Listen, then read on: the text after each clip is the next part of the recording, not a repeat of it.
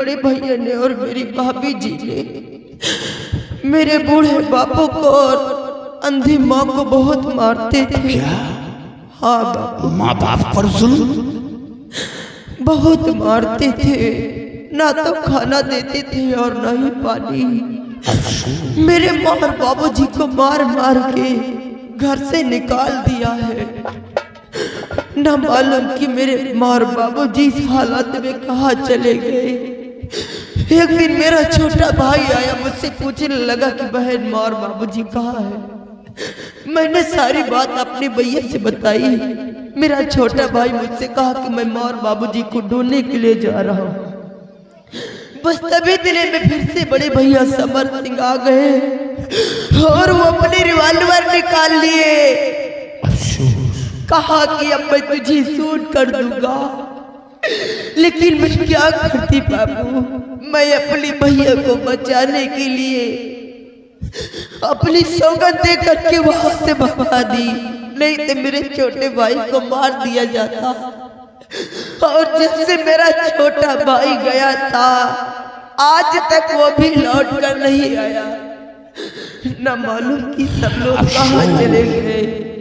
वो कैसा निकम्मा औलाद है जो अपने बूढ़े माँ बाप पर जुल्म आ रहा है। वो औलाद नहीं, वो बड़ा क्रूर इंसान है। लेकिन बेटी, हमें अफसोस इस बात का है, अफसोस इस बात का है कि लोग पराई बहन को अपनी बहन मान लेते हैं, तो वो पराया भाई उस बहन की रक्षा अपनी जान कुर्बान कर देता है।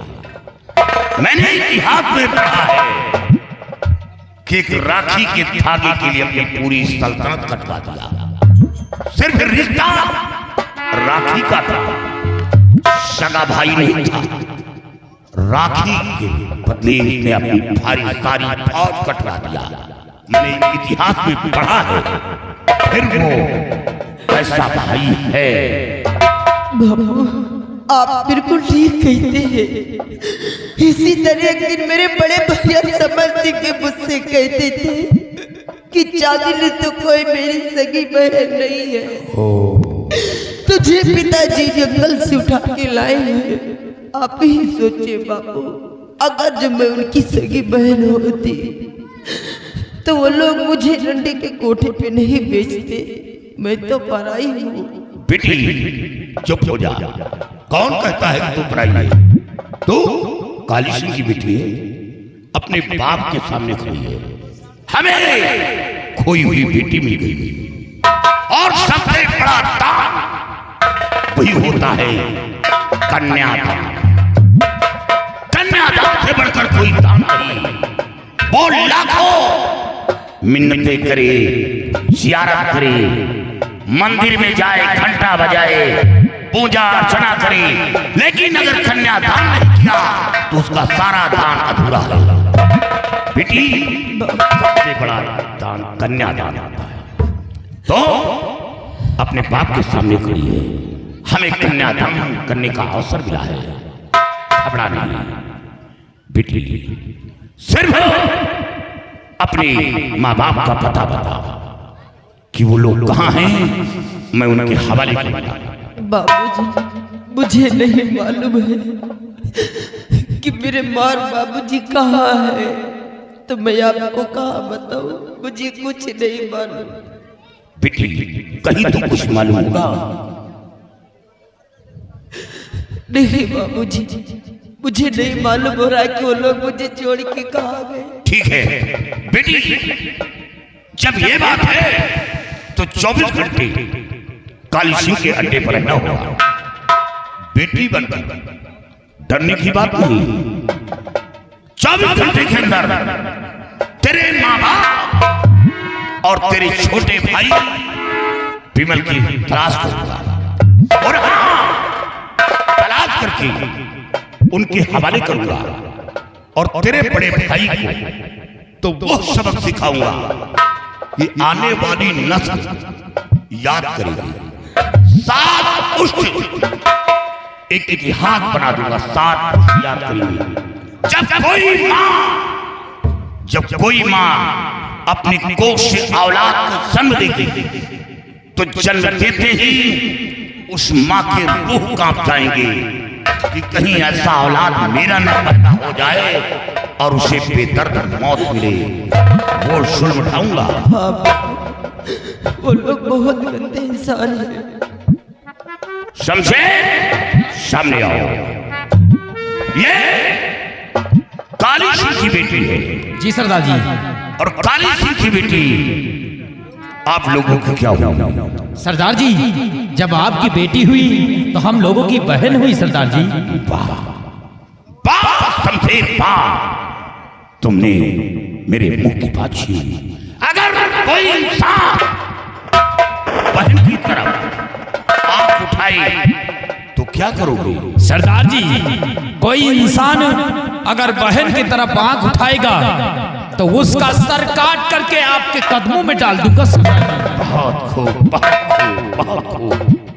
बाकी तुमने ऐसा कहकर मेरा सर गर्व से ऊंचा हो गया क्योंकि तुम काली सिंह के साथी हो। मैं जानता हूं काली सिंह का गिरोह का इंसान झुकी हुई डाली का फल नहीं खाएगा। वो हमेशा मजलूमों को सताएगा नहीं, गरीबों को परेशान नहीं करेगा। मैं जानता हूं, हमें गर्व है। जाओ बेटी, 24 घंटे और हाँ, अड्डे पर ले जाकर अपने साथियों को हिदायत दे देना क्योंकि अपने गिरोह के अंदर 2-4 लोग बहुत बड़े बदतमीज निकल गए। अपने डिपार्टमेंट में 2-4 लोग इतने बड़े बदतमीज हैं, उन पर भरोसा मत करना। अगर वो बदतमीज से पेश आते हैं तो बेहिचक गोली मार देना। घबराइए नहीं सरदार जी, गलत नजर उठा करके देखेंगे तो सालों को मैं उल्टा लटका दूंगा उनको। शाबाश शाबाश, जाओ बेटी।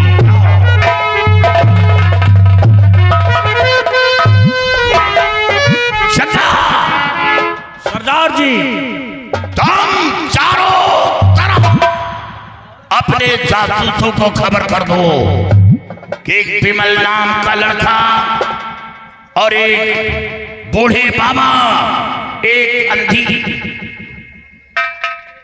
याद आया, बहुत पहले एक बूढ़े बाबा और अंधी मां भीख मांगते हुए मिले थे। बिल्कुल ठीक सरदार जी आप कह रहे हो। और उन लोगों से दरियाफ्त किया गया था तो उन लोगों ने बताया कि मेरे पास न कोई बेटा है, न बेटी है, न कोई ऐसा सगा संबंधी है। हमें सरदार जी उसमें कुछ गहरा राज लग रहा है। हाँ, ऐसा लगता है कि वो लोग झूठ बोले। हाँ सरदार जी, लेकिन उनके आंखों के आंसू बता रहे थे कि मुसीबत के मारे हैं।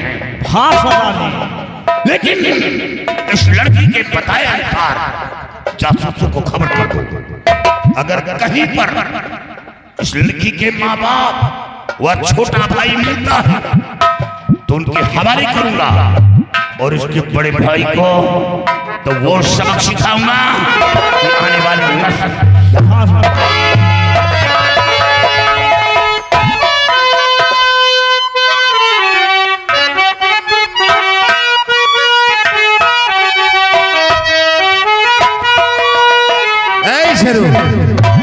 शेरो इधर आओ। शेरू, देखिए विमल सिंह के मस्तिष्क की बात आज भी हमारे दिल में खड़क रही है। इसे चलो विमल सिंह को खोजो और जहां कहीं वो मिलता है उसे अपनी हिरासत में फिर उसका सबक सिखा दे। आओ